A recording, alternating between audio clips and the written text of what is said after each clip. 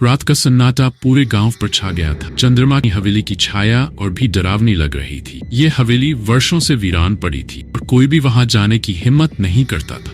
गांव वाले कहते थे कि हवेली में एक चुड़ैल रहती है जो रात में बाहर आती है और हर चीज को अपनी मर्जी से चलाती है। एक रात साहिल नाम का एक युवक जो इस तरह की कहानियों पर विश्वास नहीं करता था, ने तय किया कि वह इस रहस्य को सुलझाएगा। साहिल ने अपने दोस्तों को साथ आने के लिए कहा, लेकिन डर के मारे कोई भी तैयार नहीं हुआ। साहिल ने अकेले ही हवेली जाने का फैसला किया। जब वह हवेली के दरवाजे के पास पहुंचा तो दरवाजा धीरे धीरे खुल गया। अंदर का अंधेरा और सन्नाटा एक अजीब सी डरावनी भावना पैदा कर रहे थे। साहिल ने टॉर्च जलाकर आगे बढ़ना शुरू किया। उसकी हर कदम पर फर्श चरमरा रहा था। जैसे ही वह एक पुराने कमरे में पहुंचा, उसे एक अजीब सी आवाज सुनाई दी, जैसे कोई बुदबुदा रहा हो। साहिल ने आवाज की दिशा में देखा तो एक पुराना आईना टंगा हुआ था।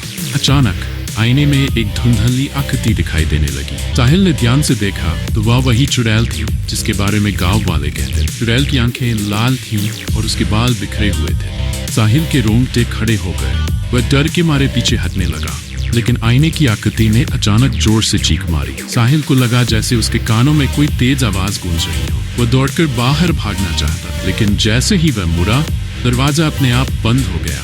वह फंस चुका था। अब उसकी सांसें तेज हो रही थी और दिल तेजी से धड़क रहा। उसने अपनी जेब से फोन निकाला, लेकिन वहां कोई नेटवर्क नहीं था। अचानक कमरे की दीवारों से आवाजें आने लगीं। ये आवाजें भयानक और भूतिया थीं, जैसे कोई अंधेरे से उसे पुकार रहा हो। साहिल ने देखा कि कमरे की दीवारों पर हाथों के निशान उभरने लगे थे और खून की धाराएं बह रही थी। साहिल ने अपनी सारी हिम्मत जुटाई और दरवाजा तोड़ने की कोशिश की, लेकिन जैसे ही उसने हाथ लगाया, दरवाजा अपने आप खुल गया। वह तेजी से बाहर भागा और अपने जीवन में पहली बार उसे सच में डर का एहसास हुआ। गांव लौटकर उसने अपने दोस्तों को सब कुछ बताया, लेकिन कोई भी उसकी कहानी पर विश्वास नहीं कर पाया।